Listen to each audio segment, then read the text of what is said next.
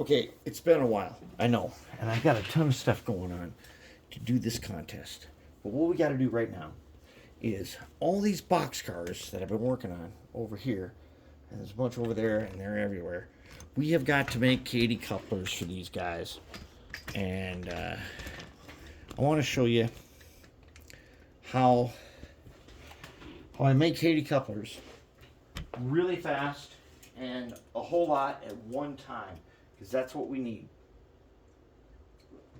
Got a ton of cars that are going to need these. We're going to do number fives, because number fives are cheap and they're plentiful since they've gone to those number 100 somethings. What we're going to do, I'm going to make these Kadee couplers and make them really fast. And I'm going to show you how to make them so that they're really easy to do. All right, first up, we're going to need needle nose pliers. Here's my pile, all right? Okay, so here's the coupler, untouched. I'm going to go ahead, and as you can see here on the top, right there, see that little notch right there by my fingernail? Okay, that's the top of this metal wire. And I'm going to take that, and I'm going to put that in the needles. I'm going to bend it just a little bit. Not a lot. Oh, maybe too much. Close enough. Okay, I'm going to bend all these. And I always bend them just a tiny bit so that for sure they make clearance. If you leave them the way they are, a lot of times they don't make the clearance. And then you got to try to figure out how to make them do that. And that's really hard. Oh, there's one without a spring. Means we're going to have to use a spring tool. Okay. And I don't need to bend them a lot, just a tiny bit.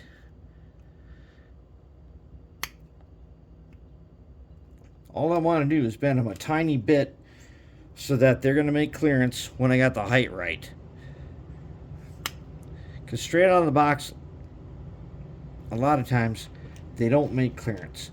And the magnet under the track, it still works. Even if you could bend this way out of shape and it would still work. That magnet is definitely strong enough to handle that. So we're going to do all these guys. I don't even know how many this is, but we're going to do a lot of them. If I get it just right in the jaws, I get that top guy in here, and then I get the bottom guy stuck in the jaw, and I go like that, just a little pressure, and we've got a perfectly decent coupler that's going to make the clearance. I don't like leaving them as they are. I know they are supposed to, but that accuracy is generally just a bit more than what we like to handle. We like to handle just a little bit more tolerance than that.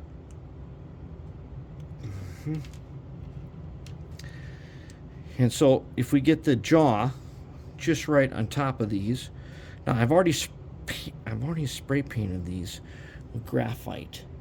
They're coated in graphite coating, graphite spray, which you can get at the farm store. You can get some graphite spray. And what's good about that is when we go ahead and polish these knuckles, they're going to look super smooth, and they tend to be way more reliable when they're super smooth like that. I have operated on layouts where the couplers have been painted with rust, where the knuckle itself is not smooth enough to get a good coupling. Oh, there's a bunch of them here that need springs. Oh yeah, we're gonna have to do springs, but right now we got them all like that. Okay, everybody's ready. Now what we're gonna do is we're gonna take a bunch of draft gear, a bunch of Kadee draft gear like this. We're gonna take our flush cutter that we got at Walmart, like $5. All right, so we're gonna go ahead. We're gonna flush cut all these guys off.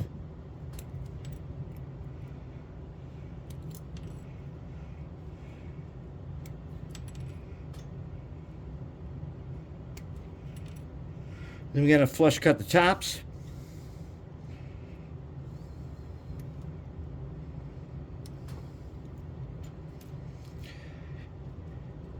Get the tops all flush cut. I'm just going to go ahead and do them all real quick because we got a lot of couplers here. And there's a whole lot of draft gear here. You just want to make sure that your flush cutter is flush with the piece. That's where you get the flush cut. That's why it's called the flush cutter.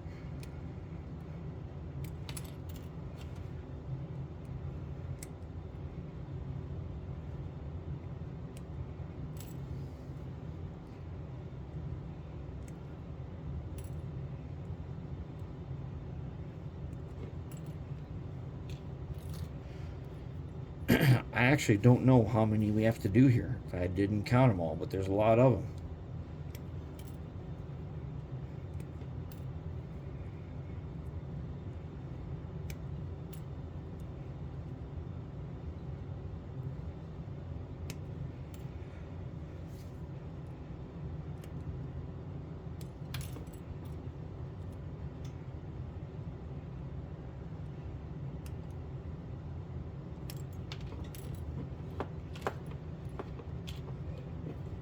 So we got a whole bunch of these guys.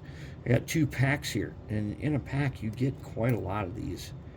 And so the snap-on ones are way nicer, and they're much easier to use. But look, you guys are going to be using these for decades to come, so we might as well show how easy it is to make them the right way.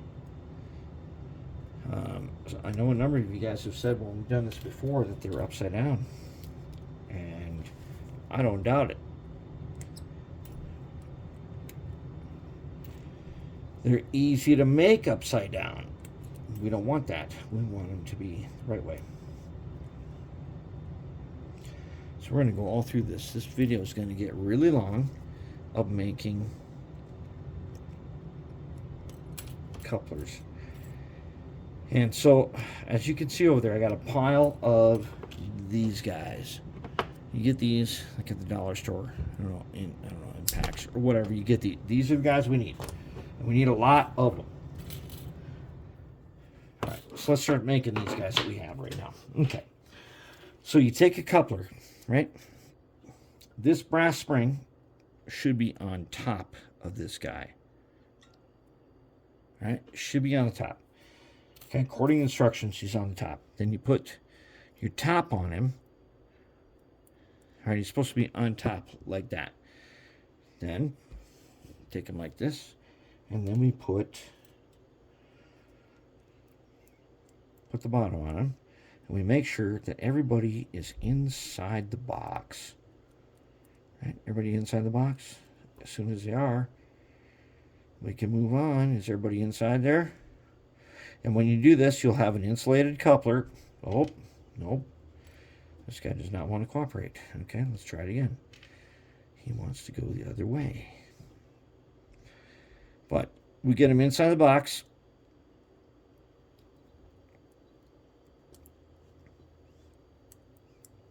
We get him inside the box like this. Make sure he's totally inside the box. No. Oh, crap.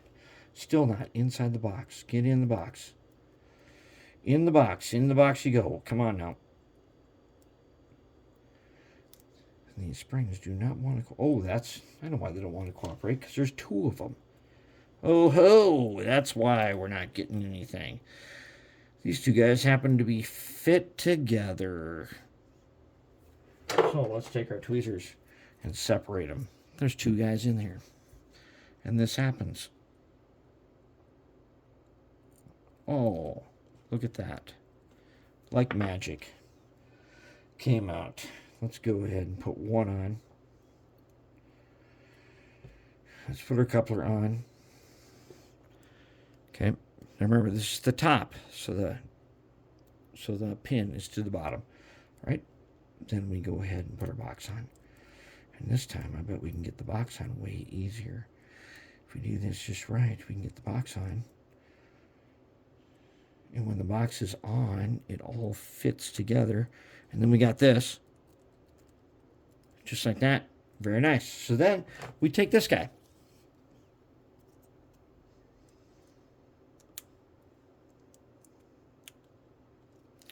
Just like that. There he is.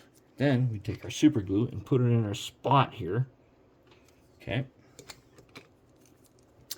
Then what we're going to do is we're going to take the end of this, we're going to touch it to the glue. So nice and glued like that, and we're going to touch him in the baking soda, just like that. And then we're going to let him sit for a little bit, even though he's probably already done. But that's it. Then we're going to do this whole pile, just like that, no problem. We'll have all these put together in just that way, using this guy. That's how you do number 5s.